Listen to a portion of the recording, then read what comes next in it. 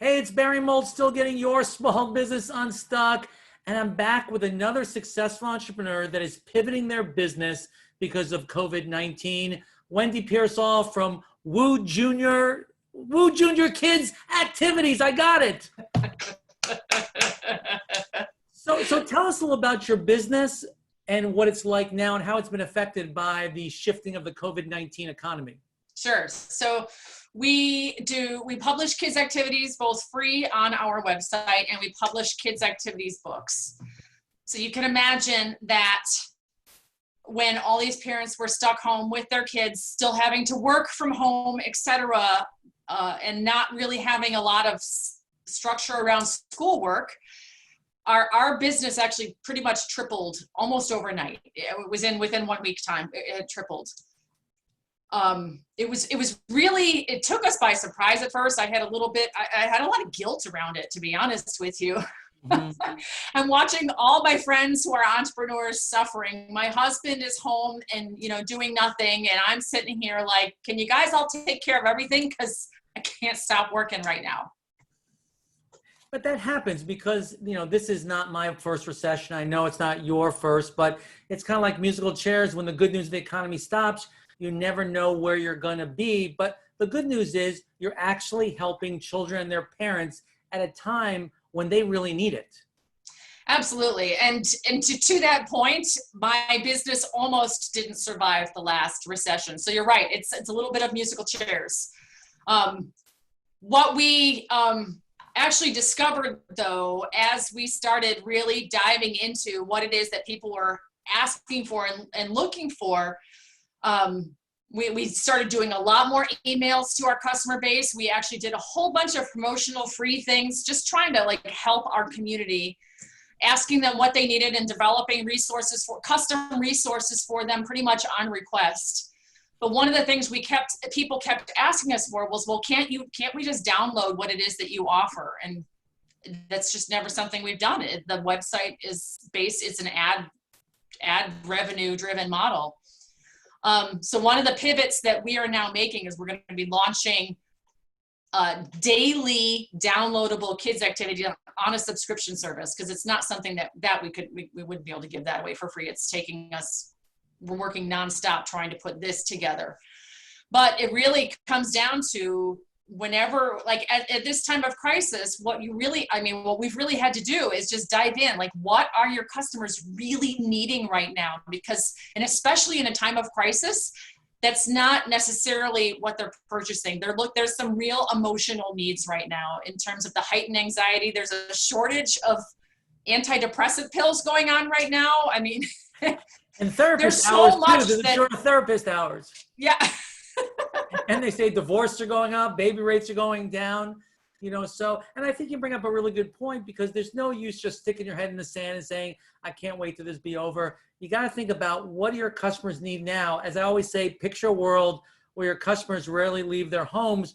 What do they want? They want safety, they want entertainment, they want education for their children, because school's out, as Alice Cooper would say. Yeah. And to be honest, I don't know when school's going to be back in. I'm not confident that schools are going to open. A lot of friends that I'm talking to that work for larger corporations, they're not planning on going back until 2021. And that's only if things get resolved. Right. So you're now also selling your books on Amazon, right? Yeah. And those do very, very well. And what is the most popular title that's out there now? We have two. One, it's kind of our long-term, just sells great all sorts of times of years, is a drawing book for kids. Just 365 things to draw step by step. Very simple. Kids as young as 6 can use it, but as old as 12 or 13. In fact, even some adults confess to buying it and using it. But the other thing that I also feel a little guilty about is that the other book that's selling really well is we have a civil rights then and now book. It's actually tracks the whole history of the civil rights movement from slavery through Black Lives Matter. But that one I'm not necessarily profiting off as much as I'm just so pleased that I was able to find a woman who could speak to this issue and publish a book with her and amplify her voice. And it's I also, again, believe that it's helping to reduce anxiety and help people have difficult conversations. And it's a privilege to be a part of that. Oh, I agree, Wendy. Now, again, this is not your first rodeo. What advice would you have for small business owners and entrepreneurs, or perhaps on the wrong end of this recession? How should they be dealing with this? What can they do to get themselves in a better place?